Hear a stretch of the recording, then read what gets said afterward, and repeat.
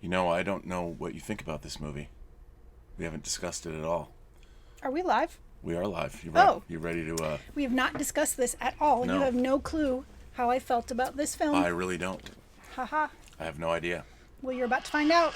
Oh, Whoa. oh, hello. That's a faux pas. Sorry. That's a total movie party foul. Camera's off on the set, babe. It was our show, actually. Oh, really? Yeah. Well, greetings, imagination connoisseurs. Once again, it is I, your Duke of Dope Discourse, your Viceroy of Verisimilitude. Don't you love it when I say verisimilitude? I like when I say verisimilitude. I am your Viceroy of Verisimilitude, your Master of Fun and Wonder, your Sommelier of Cinema, your existential Mr. Rogers, Robert Meyer Burnett.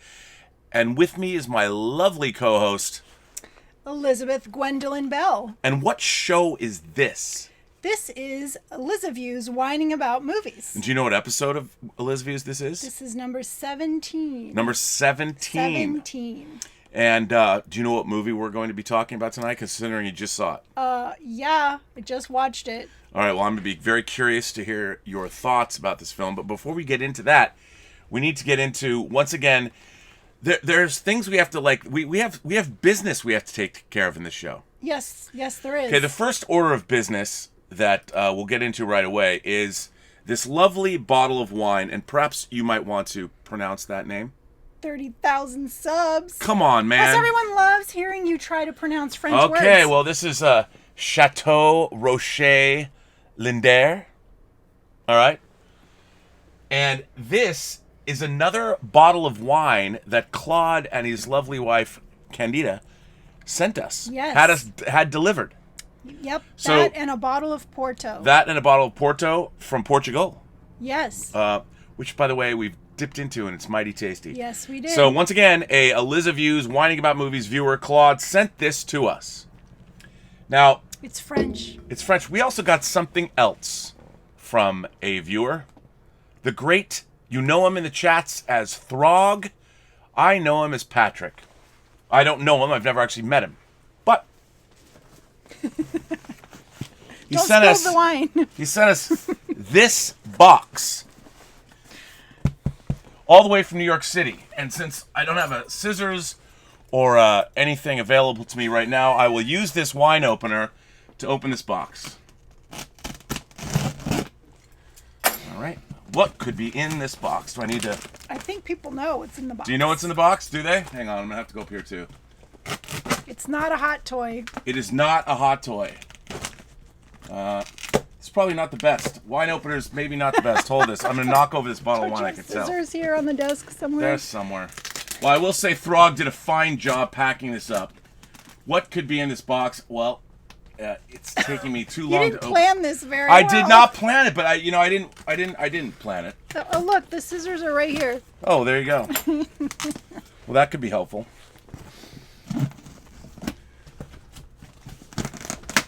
Oh, are you excited? Are you excited? I am. Can you tell what's in here? Yeah. Here, you know what? This has gone on too long. This guy, I can't even. This Do you need some help there? It's very well packed. Would you like me to do that? No, I got it. Are you sure? Yeah. Sorry, I didn't catch that. You can also try spelling it. Uh-oh. Siri wants to help. Here, hold this. All the way from New York City, ladies and gentlemen, in our time of need, I live in a house with 3 women. Throg has come through. Couldn't even get it out of the box. Oh, I know. I didn't open it up well. 36 rolls of toilet paper, ladies and gentlemen, from an Elizabeth's viewer. Yes, Patrick, thank you.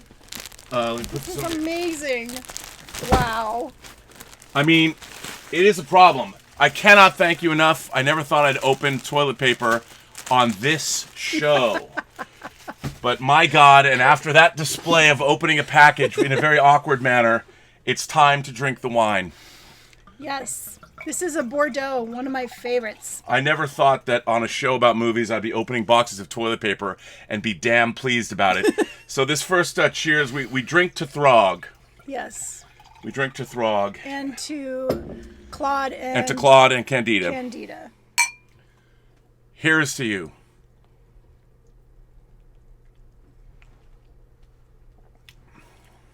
Ooh, that's good. I like that. It's good. Very good. Delicious. Well, anyway, what a show, right? You just never know what's going to happen when you're whining about movies. Usually when someone brings me toilet paper, I've already had a bottle of wine or something. Tonight's film, ladies and gentlemen, is Alex Proyas' follow-up to his seminal film, The Crow. It is 1998's Dark City. Now, one of the things about this movie that everybody who's a fan of this movie knows is that it was done a horrible disservice by the studio.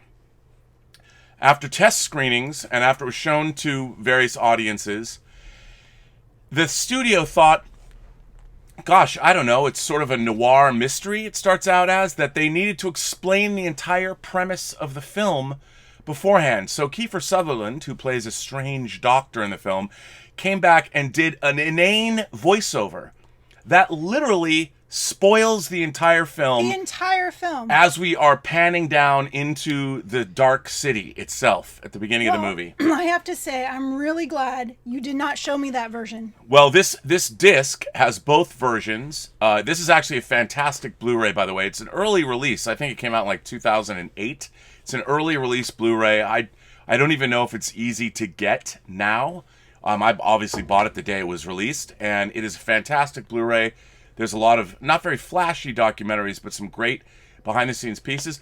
The film was co-written by Len Dobbs, David Goyer, and Alex Proyas, and it was based on his material that he was trying to get made way before he was going to make The Crow. And at one point, Johnny Depp was considered. There was a time when Tom Cruise was going to star in this movie, and they ended up going with Rufus Sewell. Keep saying I have an excellent connection, but the stream keeps. We'll hope the stream holds. How can you tell? Well, it's that green in the corner. Oh, How's it looks going? okay now. It looks okay now. No one's complaining. No one's complaining. So anyway, this film obviously it famously has a commentary. Roger Ebert was a big champion of this movie, even though it came out with that ridiculous.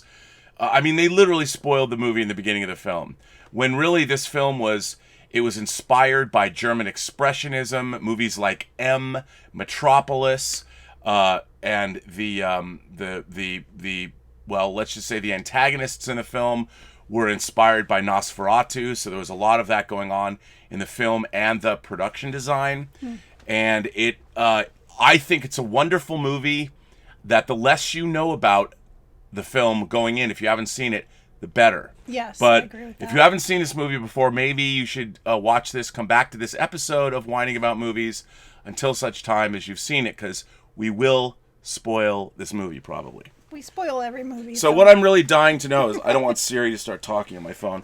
What I'm dying to know, Elizabeth, since we haven't talked about this, is what did you think of Alex Proyas' Dark City? What did I think? What'd you think? I really liked this film. I really liked this film. Well, why don't you? What was it about? Tell us what happens. Okay, so I don't remember what the first scene is. A man wakes up in a bathtub. Oh my God, yeah, that was a very cool first scene. It was, with the overhead shot looking down on him. With the light swinging back and forth. So it's this and he's got blood coming from a small hole in his forehead.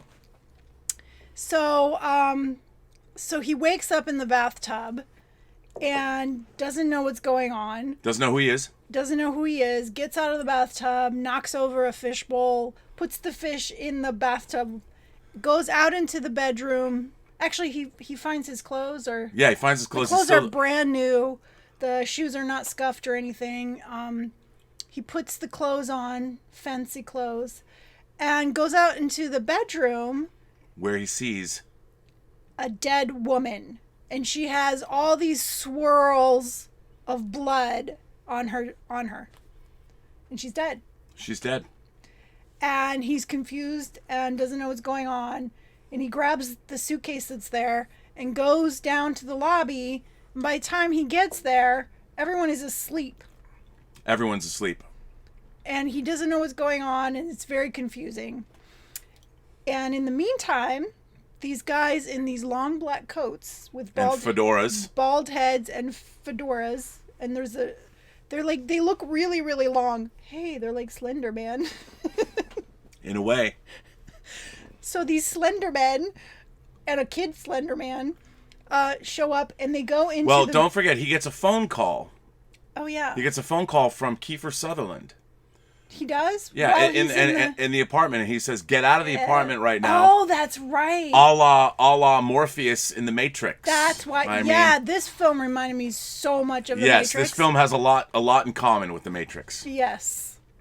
And so he gets out. He gets out just in time before these three, and one of them is led. These people, the strangers. Yes. Is led by Richard O'Brien, who played Riff Raff in Rocky Horror Picture Show. If I didn't get that right, I think it's Riff Raff, right? So Richard O'Brien, stage actor, screen actor, cult star. I thought it was brilliant casting that they got him to be one of the leaders of the. So he leaves. Does he leave? He does. He leaves. And he doesn't know, like, where to go or who he is or what's going on. Although they did tell him that the automat had his wallet. That's what I'm like. As he's leaving the hotel or the boarding house where he lives. Right. Okay. So he goes to get his wallet because he owes rent. He owes the rent for the room. And one of the brilliant things that I loved in this movie that's very subtle. It's not really subtle, but is that the concierge or the guy in the front who says you owe money. He looks like this Italian dude. Right. A white Italian guy. Right. And so then he leaves to go to the automat, and at the same time it intercuts with our two other characters, William Hurt as Bumstead, the detective. And then Jennifer Connelly, who's a nightclub chanteuse. Right. She's a singer, and we don't know who all of these people are yet, but clearly William Hurt's compatriot, this detective, has kind of gone nuts. Yeah, his partner or His partner's whatever. gone nuts. And then this chanteuse, apparently her husband is missing. Has been missing for 3 weeks. Right, but she doesn't even realize he's missing. She thinks he just left her because she had an affair. Right. So, he gets his wallet, and in the meantime, two cops come into the restaurant he's in. What is it? The arcade? The what? The automat. The automat. We don't have automats were things in the past, like they had them in big cities like New York and Chicago, and you'd go and there'd be all this food. It was like going to a buffet, but it was like behind glass. You'd reach in and pick out what you wanted, like the dish. So what's interesting about this city that they're in, it's sort of a mishmash of style. It looks like there's multi eras. It's not just the 40s or the 30s. It's a little later. It's but 50s. It feels. I don't know. And everyone's wearing nice clothes, so it seems like a different era. It's not definitely today. Feels like a different era, but it is a little confusing. You're like, wait, what era is that? Because it is kind of all mixed up. But it's still like, 1940s, 50s. Right. But clearly, strange things happen. And when the clock strikes midnight, the city changes. It morphs. It grows. Weird shit happens. Like, how does this happen? Everyone falls asleep. Everyone falls asleep. And then this buildings start moving like Inception. Yeah, the buildings start moving and growing and morphing. And changing and moving and becoming something different. And they do this at 12 o'clock every, I don't even know if they're days or nights or... Maybe it's just an hour or two. We never know. Who knows?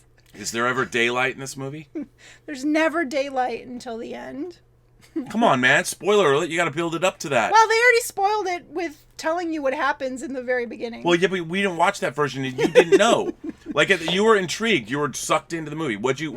So what did you think of this setup? I mean, it was a classic noir film setup, but clearly there's something supernatural going on, something spooky. Reality is bending. Is everybody dreaming? Yes. Why are they falling asleep? Yeah, it was very confusing at first, but I was very into it. I was like, ooh, what is going on here? And then when you see those long, skinny men with their long black coats, I was like, oh, those seem very... Their ashen features. Yeah, very alien-like. And that's what you said. You initially said that they were aliens. I'm like, yeah. So you're watching something that's clearly a combination. It's a throwback noir story. There's a murdered girl, a guy with amnesia, classic noir story, but with these if you're Buffy fans, they kind of look like the gentlemen from the Buffy episode.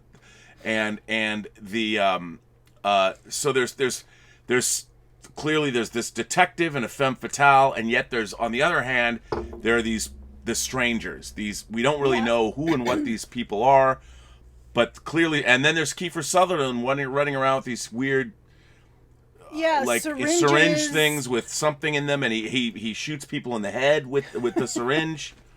So tell me more. What happens? Okay, so what does happen? You kind of told it out of order, so... No, I didn't. Yeah, when the buildings morph. Well, yeah, the buildings morph, but he's looking that's around... That's not until later. No, it happens pretty early on. No, because first he gets chased by the long, slender men. Well, yeah, but that's at the beginning. He gets chased out. Yeah. Yes, so there's all... And then he discovers that they're not human because he kills one of them, and this weird succubus thing comes out of its head. A tentacled alien entity. Yeah. Or something. Comes out of its head. Which could be supernatural. We don't know what it is yet. We have no idea. Come on, it's an alien. And you did say it was an alien. I was like, yeah, those are aliens. And so he is so confused now because he's now seen these weird alien creatures. And so then somehow he finds his way home because now he has his wallet. So he goes home to his wife, and in the meantime, she had reported him missing. Yeah, I mean... How did she realize that he was missing? Well, she knew that he was missing. She thought he disappeared, and she gets contacted by Bumstead, by William Hurt, people, and then there's the also Kiefer Sutherland calls her. Oh, that's it. And Kiefer Sutherland calls her and says, "I'm your husband's doctor. I'm looking for him." And has been his doctor for a long time, and she doesn't know who he is. Yeah, she goes and sees him, and he's this funny-looking guy with the hair parted down the middle and a bowl cut and round glasses. I thought that was funny. So as this movie's unfolding, like, let me ask you, you were intrigued by the setup. Like, you were really into it, like you said. What did you think of the look of the film, the feel of the movie? Yeah, it feels really dark and... dark. Well, it is called Dark City. Well, yeah. I mean, it's a little on the nose with the title, but so there's these swirling things going around, and you assume that they were aliens or something, but as we're drawn deeper in, I mean, clearly Kiefer Sutherland's got his agenda. These slender men, as you call them, the strangers, have their agenda. Rufus Sewell's just trying to figure out who am I, and he's trying to he's having flashbacks to a past that he thinks he had his childhood and all of this. And you always see signs for Shell Beach. Shell Beach, there's like banners, and there's the bus that goes to Shell Beach, and so there's a lot of references to this Shell Beach, and then he has these memories of when he was a kid on this beach. So, and again, it's following almost a classic noir structure, a classic mystery structure, where you're being doled out this information in drips and drabs, but it's all very interesting. And one of the things I really loved about this film is, like with The Crow, there's no CG. Well, I mean, actually, there's a lot of CG in this movie, but they use miniature effects. Like, there's miniature trains and miniature cars, and so it's this. He doesn't shy away from like when the morphing city happens and all those kinds of effects. It's definitely CG. Right. But they do use these miniature effects that I think also accentuate the idea that this film is taking place in a different era. Yes. He uses miniatures, like he uses background miniatures, and when there's wide shots of the city and cars moving around, those are miniatures. Yeah, that's so cool. Yeah, I thought it was so cool too. I mean, it just sort of added to the stylization of the whole thing. Yeah, the style is really great. Yeah, and they use like sodium vapor lights. Darius Wolski shot this movie, and so when you go underground, the lighting is different than it is above ground and in the city, and so the colors, the design of this film is very, very well considered. Yeah, the design is great, and the details, a lot of details in this movie. The feel is just pretty cool. So, what was revealed to you as you're watching? What are you picking up on in the film? Well, these aliens, they're messing with the humans, and so you try to figure out, why are these aliens? What do they want with these humans? And what do they want with Rufus Sewell? Why is he so important? Right. Well, every time everybody falls asleep, he does not fall asleep. Right. So now they're after him because he's different. He's immune to their power. Yeah. And then you learn, like, that the doctor is helping them, and he is He's a quisling. He's a quisling. He's mixing memories, and then... Well, now you're jumping ahead, because now that's after the whole reveal. We might as well jump ahead. Let's just Jump ahead? Well, yeah, the reveal of the aliens, like, now you're getting into what's actually going on. Okay, well, I thought we were to that point. Might as well. Go ahead. What did I miss? No, it's just this idea that they're still trying to play around with Bumstead, the detective, and Jennifer Connelly's character, Anna, and what's going on, and is her husband Emma? She becomes Anna. Yeah, Emma becomes Anna. He's a murderer, and there's other girls that have been killed, and right, so there's like six prostitutes that have been killed. That have been murdered. And the detective is trying to figure out who killed them. Yeah, and is he doing this? So there is this still noir detective story going on at the same time that this weird supernatural alien whatever it is happening. Right. And did you think that worked well? That sort of mixing of genres? Did you buy into that? Yeah, totally. So it worked for you. I love that. I did too. I thought it was great. I'm all about aliens. So, I wore my sci-fi earrings. So why are those sci-fi? I don't know. They look sci-fi to me. Okay, well that's good. Then they're sci-fi. Then they're sci-fi. So what more did you think? So what ends up happening? What is revealed? What's going on, Elizabeth, in this movie? What's happening? Well, can I say now? Yeah, you can say now. I feel like I left something out. No, it's fine. We're there. Just, Are we? We're sure, absolutely. Say what you want. If it's what you feel, you should say it. No, I feel bad. No, you don't have to. Don't feel bad. Okay, you continue the story, and then I'll jump in, since I skipped over stuff. Well, it's not that you skipped over stuff. I mean, we might as well get to the reveal, because this movie doesn't exactly have... It's been revealed in the beginning. Well, not if you saw the cut we saw. Well, right. But that's why you keep going back to that. You didn't see that version of the movie. I showed you the director's cut, so you didn't know what was going on. It was revealed but to you. But then you showed me the beginning of the after version. After that, before he went on, so you could know. And then you got angry. You were upset. I was so mad. I was like, wow. Why would they ruin the movie like that? I think this movie shines. It is a shining beacon and a shining example of the dangers of... Look, when you're investing... this movie ended up costing... I think they said it cost like $42 million to make in the doc. I think it was 42 or 48 million. Something in the 40s. No, it was 27. No, that's how it was going to be. No, it was going to be budgeted. Or was it 27? 28 million. Was it 28? Is what he said. Okay, 20. Then I'm wrong. 28 million. But even that's... It's a lot of money for, But what was interesting is that the studio was second-guessing the audience. And they actually... This movie did not do well it didn't do well theatrically.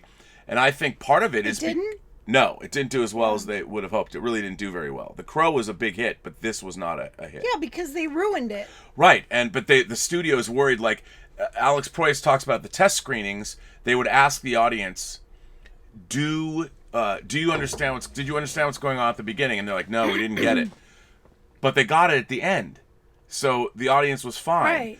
And here's the thing: I've been through the test screening process on different ends of the different sides of the spectrum. When you're testing a movie and you ask an audience your test screening at the end of the film, if you ask them questions, they will give you an answer. If you ask them, what part of this movie did you find confusing? Now, they might not have found anything confusing, but because you've asked that question, they're going to give you an answer. So a lot of the questions that you're asking audiences at test screenings are leading. You're leading your audience, and you end up, a lot of the time, at least the studio executives, get the wrong idea. And so they do stupid shit. I mean, the opening of this movie shows sometimes what studios want. Completely ridiculous. And that's why I want to show you the beginning. I've been in a test screening. What was it for? My kids were little. It was about puppies that played basketball or something. Like Air Bud? Yes! That's what it was. Air Bud? It was Air Bud. And how did that go? Did you like Air Bud? It was cute. It was cute. Yeah. My kids liked it. Well, that's good. I like that I can just pull Air Bud. Air Bud. So what is revealed? What is actually going on in this film? When we find out what are all these people, what are these aliens doing in this dark city? Okay, so they are taking people's memories, mixing them all up, Taking them out of one person and putting them into another. but mixing them and then putting them into other people. So they keep changing your life. Yep. All the humans, they just change their lives. And they're conducting experiments because they want to figure out the human soul. Yes. Somehow, if they figure that out, it might save their race. Their dying race. Yeah. And because they have a collective mind, and so they don't have the individual memories. They share memories. Now, I don't know how having a soul would save their lives, but... Well, I mean, I think maybe it would give them a reason to live. Like, they don't understand murder, the impulse to murder. They don't understand love. They don't understand any of those things. And they think by probing the human mind, they'll figure that shit out. Right. They are wrong. But I still don't understand how that would save them. That's the only problem I had with the film. That's a very astute observation. I don't know either. It's just one of those asks. I guess the movie gets an ask, and the ask is that by understanding the human soul, they think that they're going to survive. I mean, maybe they're destined to die because they have a collective memory, that because they never became individuals, that they're destined to die out. And for whatever reason, Rufus Sewell has developed the power that they have as an individual. He's developed their power of manipulating reality. Yes. So he can do some pretty cool stuff that humans can't really do. And it's revealed that the Stark city they're in is actually a gigantic space-going ship. That was amazing, because I thought they were still on Earth and that they had just like sequestered these people in this city that they built walls around. But when you find out they're in outer space, that was mind-blowing. Wasn't it? And it was stressful because I was like, well, how are they going to get back to Earth? I know. How are they going to get back to Earth? I'm like, he's going to save the humans, but then he doesn't remember Earth. How is he going to get them back to Earth? They don't remember it. They'll never remember. And they never go back to Earth. They don't go back to Earth. But he does end up creating the beach. Shell Beach. But I think it was pretty interesting. I mean, what ends up happening is Rufus Sewell, in a last-ditch effort to save everyone, Kiefer Sutherland is able to inject Rufus Sewell. Rufus Sewell is brought down into the cavernous where the clock is, their giant clock, and they're giant machines that allow them to amplify their power to manipulate reality. Yeah. Kiefer Sutherland injects him with memories that Kiefer Sutherland is in those memories, saying, "Look, you can fight them." And and basically, it is very similar to the Matrix in that there's a battle of powers, a battle of wills, whether it's wizards battling wizards or whether it's Neo battling Agent Smith in the Matrix. It's the lead alien. There's even a scene where they turned these people's home into like this mansion, and it has all these pillars, just like in the Matrix, that one room where that had all the pillars. I was like, whoa. Yeah, there's a lot of I actually think at some point because they built this movie was shot at Fox Studios where I was on Superman Returns, but they shot the Matrix there soon. They had to have been there around the same time. Wow. So I would imagine that a lot of the set pieces, because they built huge sets for this movie. They even built the canals at the end when they try and get to Shell Beach. Those were sets, and they filled them with water. Oh my God. Yeah, which I don't remember the number of the stage, but they did that when we were on Superman Returns. They had that. So they did the same thing for Superman Returns. They filled up the stage. So Rufus Sewell ends up defeating the aliens and destroying their hive mind. Yeah, so he kind of blows everything up. Liberates, and then he uses his power, his newfound because now he controls the mechanisms that allow. Right, so he can do the Inception buildings moving, and he fills up the outer limit of their town with water. Yeah, and creates an atmosphere. I mean, they've already got an atmosphere so people can breathe. Right. But he's able to. There's clouds and. So he makes clouds, and then he turns the whole ship so that the sun comes up, and so now there's daylight. Yeah, these aliens don't get along with They don't like light, and they don't like water. But they needed to be close to a sun, obviously, to keep the humans alive. That's another problem I had. Okay, so Doctor, what was his name? Kiefer Sutherland. Sutherland. He always goes to this pool. It's kind of like a pool, an indoor pool, to get away from them because they don't like water. They don't like water. So why would they build a pool? Well, I think the humans need somewhere to go. So they probably have pools and things. I mean, they're building... They didn't need to build a pool. Okay, but... If they didn't like water... Well, there's canals, too. Why Right. did they build canals? Why? Because I think they had to make people... It's like the Matrix. You had to make the human beings believe their reality. You know, even though you're changing and messing around with their memories all the time, you still had to give them a semblance of what's real. And there's bathtubs, there's running water, there's all kinds of... Well, yeah, that kind of stuff. So to have a spa or someplace for people to go, it makes sense. Hey, they had canals. They had open canals. I don't know. That's a good point. I don't live near a canal. Like, I wouldn't miss a canal if I didn't know that I never had one. Well, that's a very good... I never thought of that. And I wouldn't miss an indoor spa pool because I don't go to one. Okay, well, I don't know what to tell you. I mean, I guess it's just... I don't know. It's a schwitz. You go to a schwitz. If you're a Jew in New York, you go to a schwitz. There's a schwitz that he was going to. Wee spa? Something like that. He was going to get a schwitz at the schwitz. I'm going to the schwitz. You know? Okay, well, that was interesting. So at the anyway. end, it's. I think it's a great image. It's a great image in science fiction cinema when the dark city turns over and is illuminated. Yes. And the idea that his wife, who goes from Emma to Anna, Jennifer Connelly. Yeah, they change her memories. So And she doesn't even know him. But they meet at the beach. They do.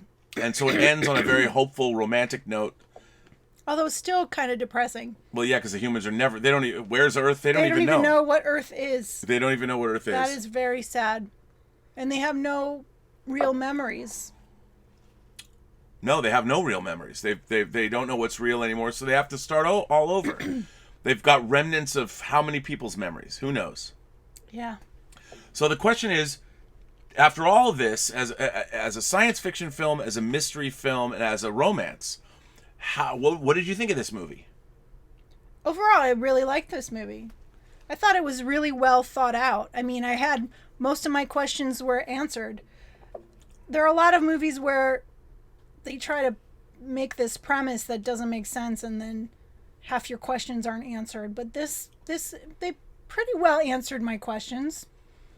And it is intriguing. I mean, watching this again, I hadn't watched this in a long time. I mean, it's been... I probably haven't watched this movie in 5 years. And every time I watch this movie, I'm struck by... I love how stylized it is. It definitely fits in with... the style is really cool. But it's a style, like... I think Alex Proyas is Alex Proyas is a filmmaker who... I really like all of his movies. I mean, the same way that I love John Carpenter. Has he made? He made The Crow. Oh, right. He made a movie with Nicolas Cage. The Crow feels a lot like this, too. It's very similar. He talks about it. But he made a movie called Knowing with Nicolas Cage about numbers and conspiracy theories. And yeah, I think I showed it to you. I think I've seen that. It's good. And he also made Gods of Egypt. High five to Gods of Egypt. I don't know that I've always believed that Gods of Egypt is actually a prequel to this movie, and it takes place in ancient times, 2,000 years ago, and it's about the history of where this city is. But that's neither here nor there. Probably isn't true. Does it have aliens? Nope. Oh. Well, it has gods.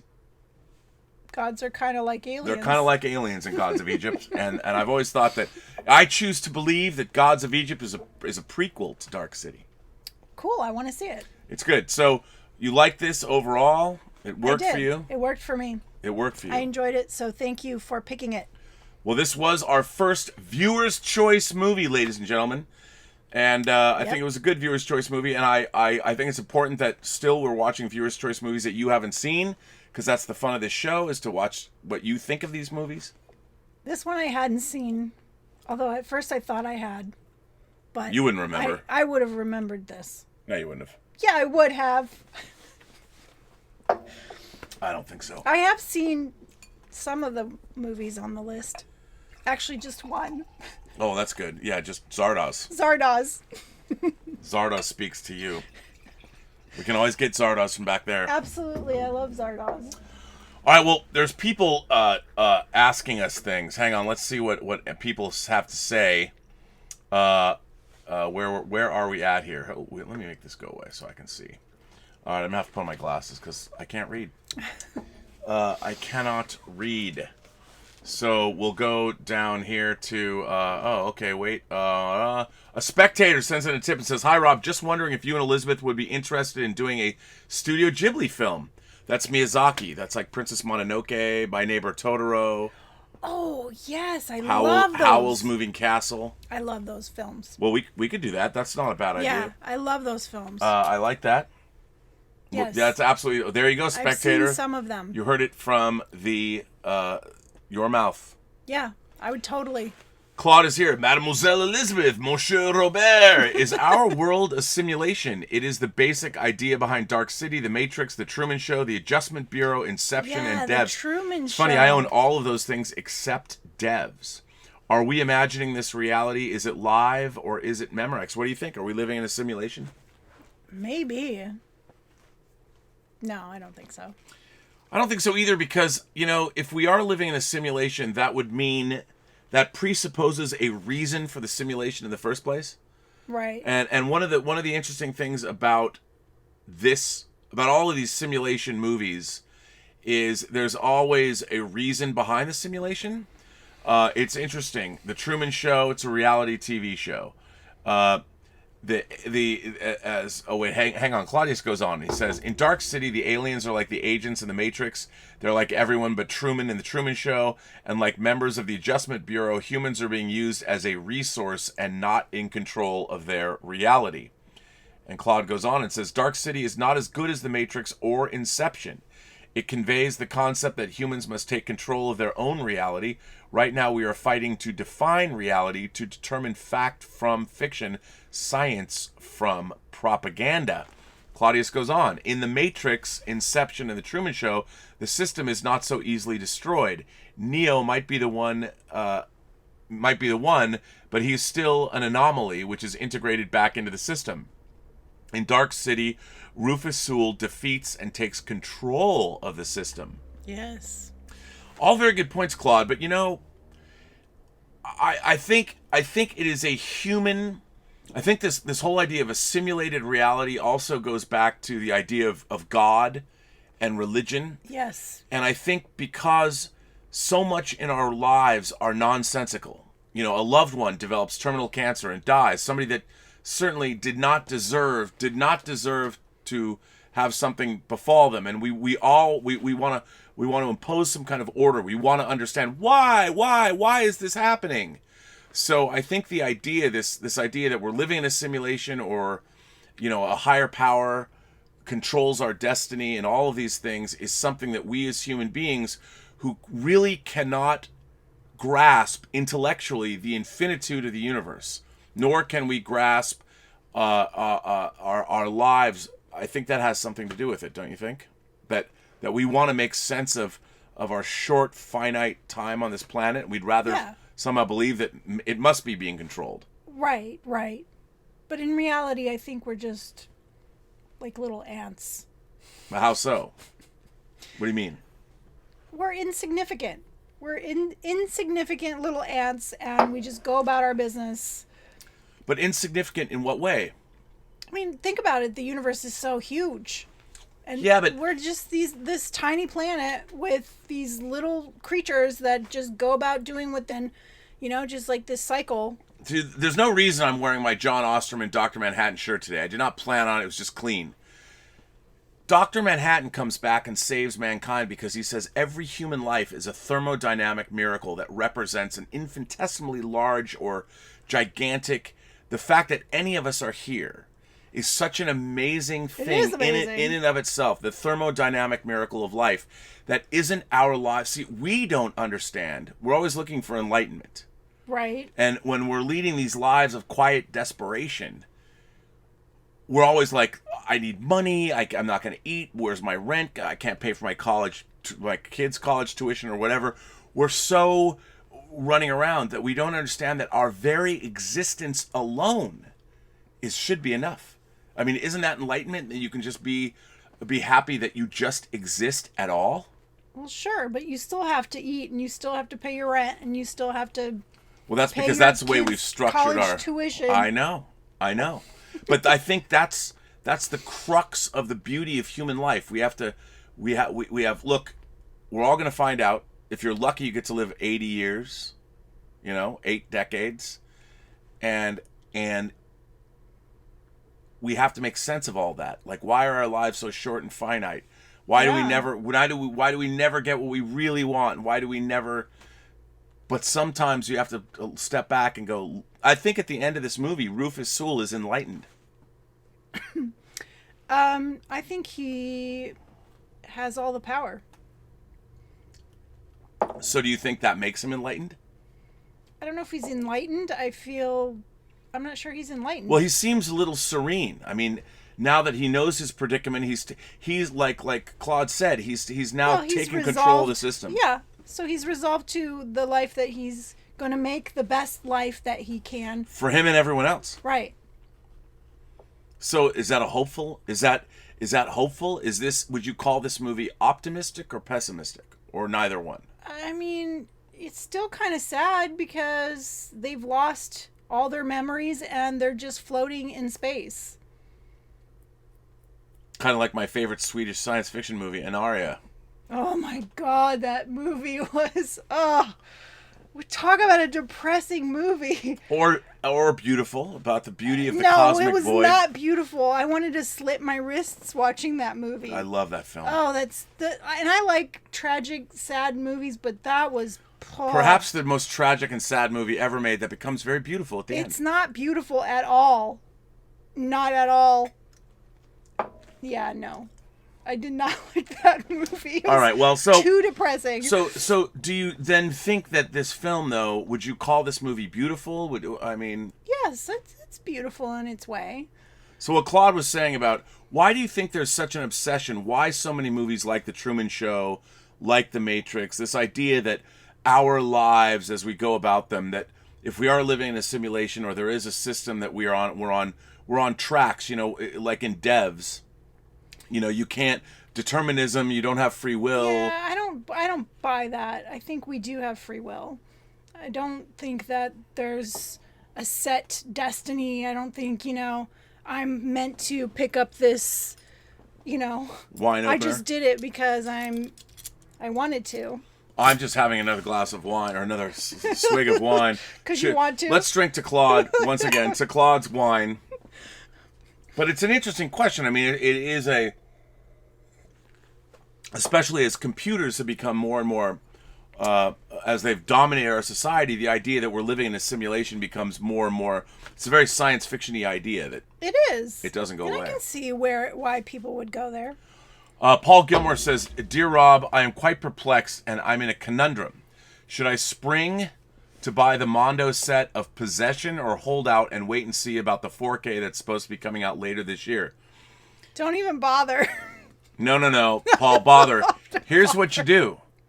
Because the box for Possession is so awesome, you buy the Mondo Possession, and when the 4K comes out, as long as the special features are there, you get rid of the Blu-ray and put the 4K in the Mondo box. That's what I would do. Or, I'd keep both boxes. But that's not what you do. You keep everything. I do. It's true. But I've thought about doing that because I know that it's coming out. Just wait for the version you want. The real question is, when you buy, let's face it. Let's say you're going to buy, I buy all these movies. I've probably watched this Possession Blu-ray, or this Dark City Blu-ray. This is probably the 4th or 5th time I've watched it. I bought it 12 years ago. But you can't say that about all your films. No, I can't. There are some films that are still in the cellophane. Yes, but I take solace in the fact that I know that they're there. See? They give me peace of mind. But you're the only one who knows they're there. That's all that matters. So the question is, if a tree falls in the forest and there's no one there to hear it, does it make a sound? Yes. Yes, it does. I think it does. Felix Leiter sends in a tip and says, "Oh, our excellency of entertainment. I did a whining about movies marathon the other day, and I saw Body Double and Double Indemnity back to back. Oh, man, how great was that? Both were great. Afterwards, I almost watched Double Jeopardy, but I don't like TV game shows." I love that. That is cool. There's now 17 episodes of this show. 17 episodes. Mind-blowing. I feel like we just started. Oh, hello, R&B and Ace. You did not say who you were. The arbiter. No, look at the camera and say, she now has her own nickname as of the last episode of the show. What is your nickname? My nickname is the arbiter of cinematic excellence. Ace. So when I ask you, and who might you be, you have to say that first and then say Elizabeth Gwendolyn Bell. You have to announce. Okay. Wait, who gave me that name? I don't remember. Uh-oh. Well, I got the letter. Well, we had better look it up. Hello, R&B and Ace. If memory serves me right, I believe that the rooftop set is exactly the same one used in The Matrix in the Trinity opening scene. Cheers. I'm going to enjoy the rest of 420. That means you know what he's going to do. I know what that means. Come on, Kaz. You can still watch our show, though, right? Totally. Thanks for the support. Let's drink to Kaz. Yes. Let's drink to 420. 420. Keep watching. I did change my opening graphic for Robservations today. I said I always have the date. Then I wrote parenthetically 420. Nobody commented. It's all the little things. It's little things. Gerald sends in a tip and says, "Are you surprised that cult hit film like Dark City hasn't had a sequel or a reboot?" Well, it didn't make any money. You know, it didn't make much money. So I'm not surprised. First of all, here's my thing about remakes and reboots. In my lifetime, there's been very few remakes or reboots that have been great. And I think about my sci-fi, my triptych of films. Philip Kaufman's Invasion of the Body Snatchers, John Carpenter's The Thing, and David Cronenberg's The Fly. That is my trifecta of awesome remakes. Now, some people might say that Chuck Russell's The Blob, very respectable remake. There have been other remakes that I like. I like The Departed. You know, I think The Departed is, like that movie. But for the most part, I can't abide remakes. And what do you think about remakes and I don't know. Some are really good. Are they, though? There's so many films where I've watched them, and then all of a sudden you'll say, "Oh, this is a remake of this and this," and I'm like, "Really?" And I think it's a really great film. Well, yeah, like The Departed is a remake of Infernal Affairs. I think it's a really great film on its own. Sometimes they're done well. But I mean, wouldn't you rather? Sometimes they're awful. Sometimes they're awful. I just think that the problem with our society is that movies have become so expensive to make. I would like to see. Yes. One of the things Alex Proyas did say about this is he said if you keep, and actually Rufus Sewell said this. Rufus Sewell said that if a movie doesn't have as big a budget as you might think, that way you know the movie's going to be better. This was his theory, because the filmmakers will actually be able to realize their vision and have less interference.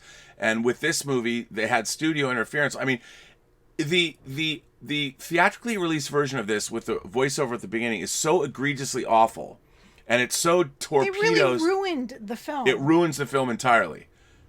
Even though Roger Ebert, who does commentary, your favorite, who does commentary on this, you love this movie so much. Okay, I don't always disagree with him. All right. But like I said, my esteem of him has gone down.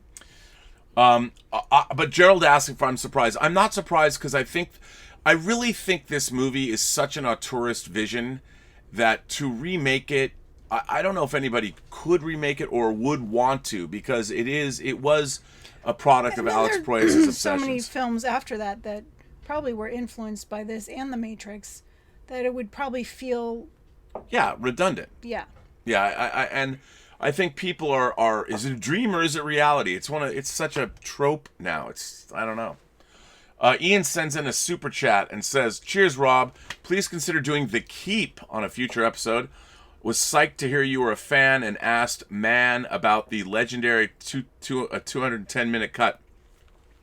What Ian is talking about is Michael Mann's film that he made after Thief, The Keep, which is based on F. Paul Wilson's horror novel set in World War II. I'm a big fan of that. Michael Mann, his effects supervisor, passed away, and I was at a screening. I went and saw To Live and Die in L.A. and Thief back in 2013 at the Arrow, and Michael Mann spoke, and I actually raised my hand and asked him about The Keep, and he said he has no interest in revisiting that movie, which bums me out. I do have the Laserdisc of The Keep. I have the letterbox Laserdisc of The Keep. One day I should burn it just to have it on Blu-ray. It won't be totally high def, but at least I'll have it. You haven't seen The Keep. That'd be a good one. I think that's a good idea, Ian. A good call. Throg is here. Hello, great Cornholio. I thought Kiefer was miscast. Adequate, but miscast. Prime Jennifer Connelly, though. Rufus Sewell should be more well-known. I agree. Yeah. He plays characters in a way that Bruce Campbell, Jeffrey Combs give. Honest, I was at a canal today. Well, let's hear it for Are Throg. you in Venice? Throg's. Let's just once again. I want to thank Throg for providing us with. Thank you for that. Yes. You know what? It's kind of like I feel like John Cusack and Say Anything, but instead of a boombox playing "In Your Eyes," I can sing something basically in your ass, and this is right where it's at. So, thank you for that, Throg. In your ass. In your ass. I sang. Somebody should drink. Uh-oh. Cheers to that. So there you go. So thank you, Throg. I appreciate that. Dan Peters sends in a super chat and says, Betsy and I enjoyed the movie, as we also enjoyed The Crow. There is a hopelessness in John's character, yet the individual overcomes the collective. Interesting. I like that idea. Yeah. I think that he does overcome the collective. He does. I mean, in a way, the strangers are almost like the communist government. You know, it's like this group think, and they're not individuals. And maybe there's an element of that I never thought about it that way until Dan Peters just said that. But collectively, the strangers represent this totalitarian regime. I can see that. And what's interesting is, as a totalitarian regime, they don't understand the individual. Yes. And at the end, when Rufus Sewell says you're looking in the wrong place, when they should have been looking into the human heart. Right. I like that. I think that's important. It's a good point, Dan. Yes. Coincidence, Throg? Cronenberg's Existence, Proyas' Dark City, The Wachowskis' Matrix, 3 years in a row, I believe. Yes, a very interesting take on similar ideas. I am and was a very big Terry Gilliam fan. Has Elizabeth seen The Fisher King? I really related to Perry, scarred from loss. Have you ever seen The Fisher King? No. Oh, we gotta watch that. Oh, that's a great movie. Well, excuse me. Jeff Bridges and Robin Williams. Ooh. It's a terrific film. That That is a very good whining about movies film. Well, let's do it after Viewers Week. We will have to do that after 2 Viewers Week. weeks. That is a good one. Chuck Philpott sends in a super chat and says, I still have movies in plastic. Well, Do you have multiple versions of movies in plastic? I don't think that's true. Because I've opened them. I'm going to look on the shelves tonight and I'm going to find some in plastic. There are some in plastic. Okay, so But that's because I bought some movies so many times. You know, you buy them when you want to watch them, like when I watch them with you. Part of what I've enjoyed about watching these movies is I get to go revisit films. Like, for instance, La Dolce Vita. How many times have I bought that movie? I've bought it on tape. I bought it on Laserdisc. I bought it on DVD. I bought it on Blu-ray. wow. I keep buying. I mean, I've bought half my collection. I've bought as these. You constantly are upgrading.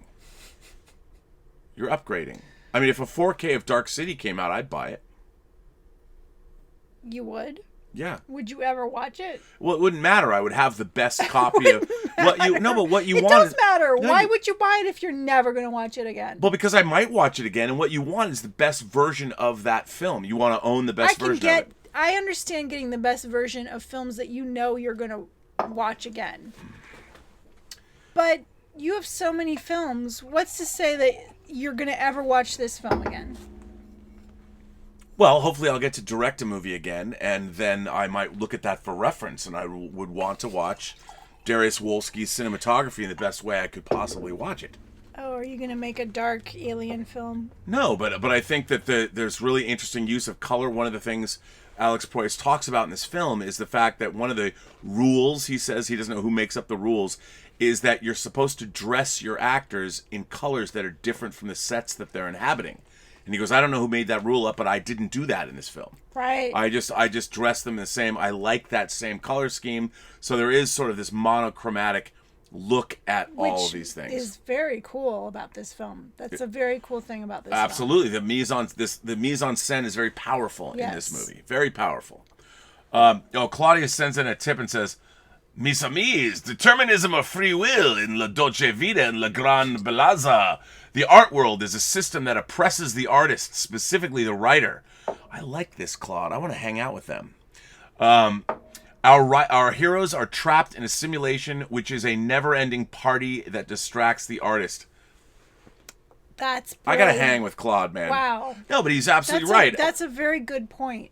It is a very good point. Yes. And you know the funny thing is I think, Claude, if I may, the artist is trying to reflect human experience. Right. In whatever they're doing, whether it's painting, whether it's dance, whether it's music, whether it's film, the artist is trying to reflect human experience. And for an artist to do their job, they have to have a singular focus. They have to be, whether you're a painter, whether you're a dancer, a singular focus. But the rub is that in order to have something to say about the human experience, you got to go to that endless party. You got to go hang out with those people. You've got to travel. You've got to drink in the world. Because if you haven't done that, you have nothing to say. But see, you can fall in the trap. Well, it is a trap. Yes, you have to. And then you don't write or paint. You have to. Or sing or dance. Because all you do is party and get drunk, and then you get up and do it again the next day. Right, but you're being fabulous, and I think like the characters, if you think about it, we've watched these movies. I mean, what I find really interesting, even though viewers pick this choice for us, it still is a continuation of we've been having this ongoing meta story with these movies that we're watching that I wasn't even aware, Yes. which is interesting. And Claude is pointing that out. That's why I find that very interesting. But I mean, you're an artist, you're a fine artist, and your art. You definitely have a style, your whimsy. One of the things I love about you is your whimsy, your sense of whimsy that I have not found a lot in my life in other people, not just women, but men. And obviously, I think if you truly love Amelie, as you and I do, you have to have a sense of whimsy, but not whimsy that's...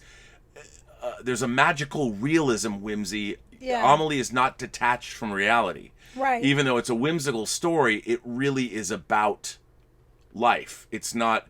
I don't like things that I call them twee. I don't like things that are too removed. Twee. That's very twee. Sometimes I think Wes Anderson movies can be a little twee. Oh, don't go there. No, I like Wes Anderson movies, but there is a level. I mean, and Amelie, I think, straddles that. So define twee. Well, twee is like an onomatopoeia. I don't know if I have a great definition for you of it, but what I think of as something as being twee. If Amelie didn't have a lot to say about life, and if it was just whimsy, then it would be a little twee. And you think Wes Anderson is twee? I think he can be that. I think Wes Anderson's he's a little too. He's very. You're seeing his vision, but his vision is calculated. There's too much calculation in his movies, and not enough. Joie de vivre, I don't think. I disagree. I don't think there's enough romance. I don't think Wes Anderson has had a great romance in his life. Well, you haven't seen Moonrise Kingdom. I have not, but I own it. Okay, then. I haven't seen it. You can't say that. Yes, but but that doesn't mean... Okay, maybe you're right. And I love Wes Anderson movies. I love Bottle Rocket. I love Rushmore. I love the Grand Budapest Hotel, which I saw with you. I love what's the train movie? The Darjeeling Limited, and I love Fantastic Mr. Fox. And Fantastic Mr. Fox. I love Isle of Dogs. I am a Wes Anderson fan. I'm a huge Wes Anderson fan. I love his films. Eyes on the Wire sends in a super chat. Thank you for that. Oh, hey, wait a minute. Chuck Philpott Fan Throg says, you guys need to take a drink for Movies in Plastic. I will take a drink to Movies in Plastic. But remember, I really only, if my movies are in plastic, it's only because I've already seen them a million times and I buy them to have them. So here's to drink for Movies in Plastic. Yeah, but will they ever be opened? Who knows? Well, that's kind of why we started this show. It's an excuse to go back and visit all these movies. That's a lot of movies to watch. Well, it is. Eyes on the Wire sent a super chat. Gerald sends in a super chat and says, would you consider giving us a tour of your Blu-ray collection for your show 400 extravaganza? Well, explain how I'm moving. Explain what's going on with my Blu-ray collection. Yes, so the Blu-rays are in our bedroom. In our bedroom. There are 3 shelves, and they're double. They're 3 Billy bookcases like the ones behind us. And they're double. Deep. They're double deep. Yeah. So Blu-rays and Blu-rays in front of them. And then there's a bunch of box sets and DVDs that aren't even in our bedroom. Yeah, there are a lot of movies, but then again, some of them are double, triple, quadruple. Not as many as you'd think. Like Gladiator and To Live and Die in L.A. and, stuff like that. Yes. Dawn of the Dead. Anyway, so Rob has decided to move all the movies into the Robservatory, which I don't understand why, because our TV. You wanted them out of the bedroom. You wanted them out of the bedroom. No, I thought that it doesn't look, when the shelves are all gone, won't it look nicer? Yeah, but yes, it'll look nicer. And we got to put my original 1962 beautiful original one sheet for Dr. No. And it looks great. Mounted on linen, museum quality. I mean, this poster is thousands of dollars. I wake up to James Bond. The first James Bond, the original Dr. No one sheet. Yes, I wake up and he's on my side of the bed and he's right there, and yeah. I mean, that is, I've owned a lot of movie posters in my life, but that's one of my favorites. I love that poster. It's one of my favorites. I love that poster. The colors, 1962, the illustration. Awesome. Yeah, it's great. Love that poster. Anyway, so a third of the Blu-rays are in boxes. And the boxes right now are stacked next to Rob's side of the bed. But won't you like it better when you can, and have the way I want to do it is have them on the wall so you can see them. I don't like them double stacked. I don't like them double stacked either. So my idea was to get shelves that hold DVDs, like that are meant for DVDs. But we don't have enough room, and there's not enough wall space. If you were single spacing them, we'd need double the wall space, and we don't have that. Well. Yeah. Anyway. Plus, I'll tell you something else. It gets a little dusty with the dogs and the door to the backyard. We'll have less dust in the room. Oh, thank God. Yeah. Anyway. He's moving them into here, but it's, It's a slow process. It's on Rob's schedule. Come on, man. I've been busy. Like, I didn't just deliver Dave Parker and I 390 minutes of special... literally 390 minutes of special features. Candida sends in a tip and says, Elizabeth... Hi. For the Elizabeth's Amelie special, we need to share a... Okay, hang on. Charcuterie platters with Portuguese sausage. Ooh, linguica? Love you guys. Oh, I wish Claude and amazing. Candida lived in the neighborhood, because they'd be over here all the time. That would be so cool. Yeah. Where do they live? I think they live back east. Aw. Somewhere. Bummer. I know.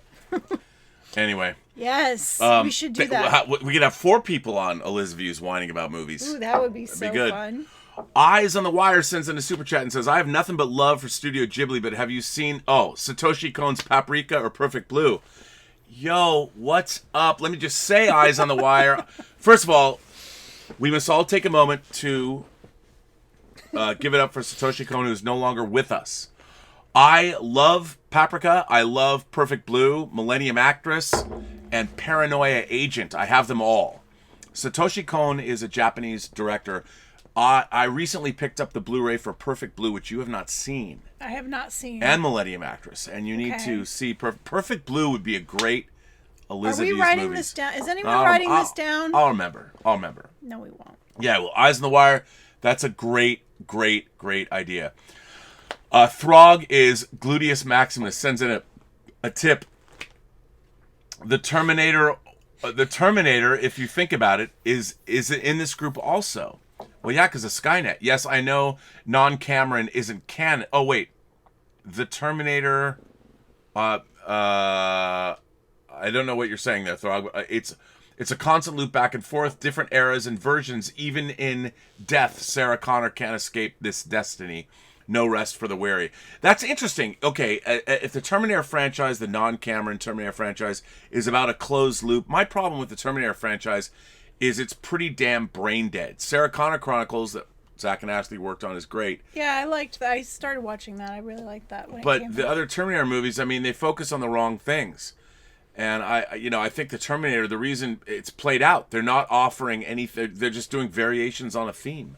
True. We are over time. What? I know. So we've got to ask you. We got to get down to the bottoms up scale. Oh, I haven't thought about this. So, hang on. For those of you who want to know, we of course on Liz Views explain the bottoms up scale. Okay, our scale goes from 1 to 4 because there are 4 glasses of wine in a bottle. So, There's like a little bit of a droplet in there. There you go. did I even get a second glass? Yes. You say it every time. I never know. Okay, so I didn't mean to interrupt you. So, I will give this film Well, on the bottoms up scale, you gotta on the bottoms up scale. you should say I as the arbiter of cinematic excellence. You're going to give me a script now? Well, yeah. You know. As the ace, I give this film, Ooh. Wait. drum roll,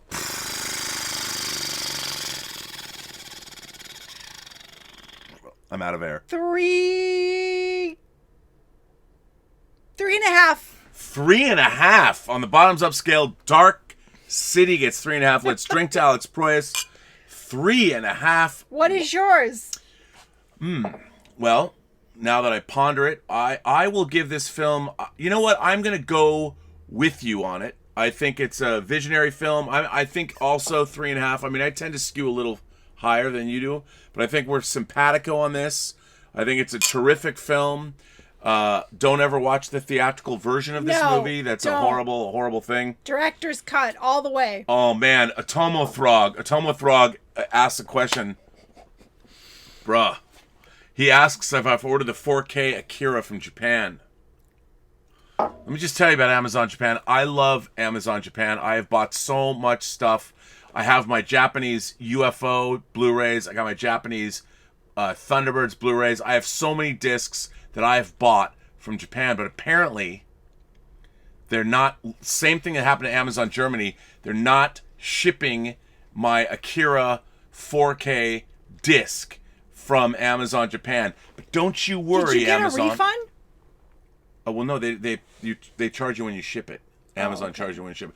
But don't you worry. It's just like Germany. They just canceled my order. They didn't even send me a letter. Rude. They know I'm a Jew. No, I'm just kidding. Oh, don't even. Wow. No, but it was just like they just canceled my order. Like Amazon. I love Amazon Germany. I love Amazon France. I love Amazon Italy. I love Amazon all over the world.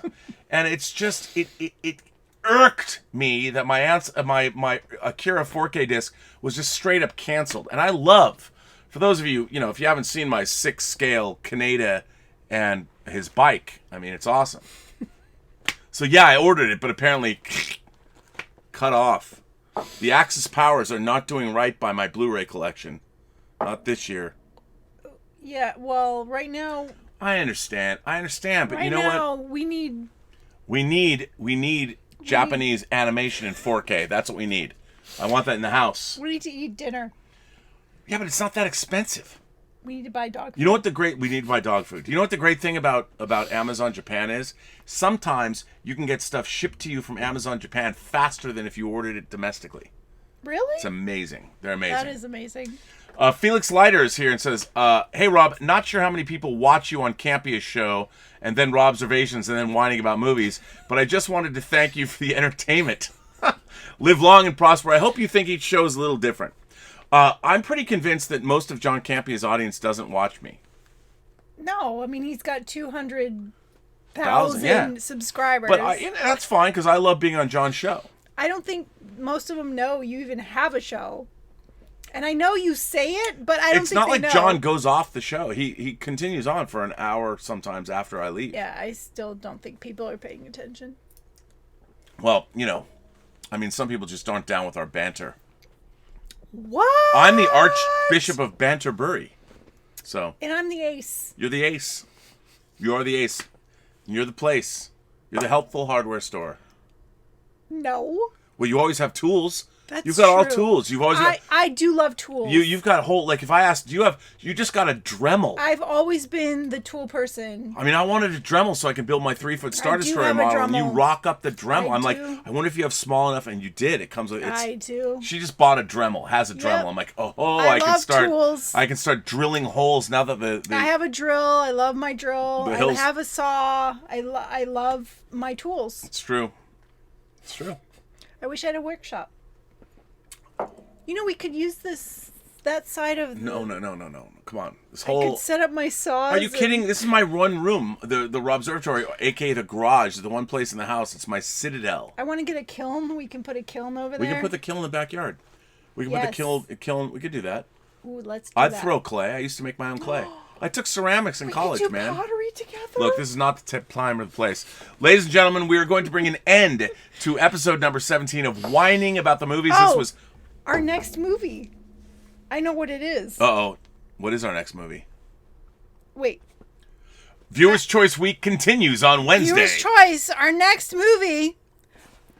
Flesh and Blood. Oh, Paul Verhoeven's first English language film, Flesh and Blood. Flesh and Starring Blood. Rutger Hauer and Jennifer Jason Leigh. Wow. All right. Finally, after so many years, I get to see this movie. You are... And I have... Are you going to bust my ass because I have 2 different copies of Flesh and Blood? I've Can we got... sell a copy? Who wants to buy No, a copy? no. Why No. do you need both? What Blu-rays worth what? $4? $5? I'm not selling my Blu-rays.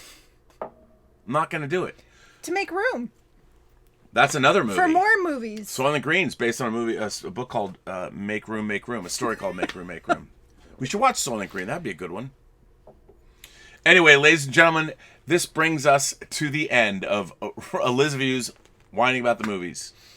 Yes. I've got my arbiter of cinematic excellence here with me. We want to thank everybody for the support of the channel. I want to thank Throg. I've never thought I would ever do this on YouTube, but you know what, Throg? This, my friend, sometimes this is what matters Yes. in a crisis. So I Yes. want to thank you for that. And if you got any more, hey. Throg says, my father-in-law gave me great advice 20 years ago. Take all your stuff and put it up in the basement. No truer words have ever been spoken. There's no real basements in California. Yeah, we don't have that. We have a tiny basement. And it's full of Christmas stuff. Yeah, I would love a basement, though. If I could, build a gigantic basement. You and have a the entire garage. 2 floors. Yeah. Yeah. Anyway.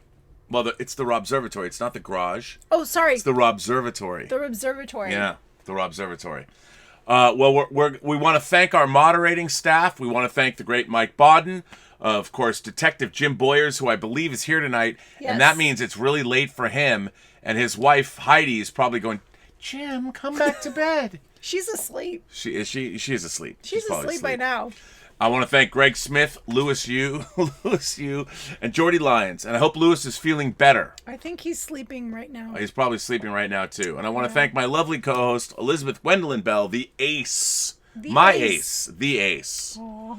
And we want to thank Claude and Candida for sending us this bottle of wine. And the Richard. And the Richard. Well, I was going to get to that. You need to go to the Whining About Movies Facebook page and the Post-Geek Singularity Facebook page and find the Richard. Tell him I sent you. He sets up all the surveys and the everything. He does watch parties. The Richard he's kind of our secret social media butterfly weapon that we have on the show. Mm-hmm. So find him, check him out, and tell him we sent you. Yes. So do you have anything else to say about Dark City, or can you wrap up this episode? Dark City was great. Dark City was great. What about our social media? What is it? Where can people find you on social media? On Instagram, I am E.G. Bell, B-E-L-L-E. On Facebook, Elizabeth Bell, E-L-Y-S-A-B-E-T-H, B-E-L-L-E. And the same on Twitter, Elizabeth Bell. And, you got prints, you have art that people can buy, but you never, like, I've always, like, for months, I was going to put some of that on the 400th episode of Robservations. Wow, if I that'd did be that. great. I have prints and I have other things. You have, like, bags like you've made. I have, messenger bags. Those are cool. Yeah, I do. Yeah, totally. They're just sitting here. Maybe people would know. like them. You should sell them. They're great. They're great. Anyway, we'll talk about that later. Anyway, this brings an end to episode number 17 of Elizaviews, whining about movies. And next week, Paul Verhoeven's, not next week, Wednesday, Paul Verhoeven's first English language movie, Flesh and Blood, from the mid-'80s, is coming. You're going to finally see it. It's actually I'm going to finally see it. It's really good. It's really good. And what do we say, Elizabeth, at the end of these episodes? Every person you meet has a story to tell. All you have to do... That you haven't heard. That you haven't heard! I always missed that part. That you haven't heard. That you haven't heard. All you have to do is listen. Well, tell them that. All you have to do is listen. All you have to... And with that... Have a better night. Have a better night. Thank you all for being here. Stay safe. Stay safe. Stay socially distanced. And, yeah. That's good. We will see you back here, 8 o'clock Wednesday night, with another bottle of wine and another movie. In that case, it's viewer's choice. Paul Verhoeven's Flesh and Blood. Yep. I will see you tomorrow on the John Campy Show and on Robservations, the show about something, tomorrow afternoon. Thanks, everyone, for being here. And I guess we can do one more. Cheers to everybody. Cheers to that.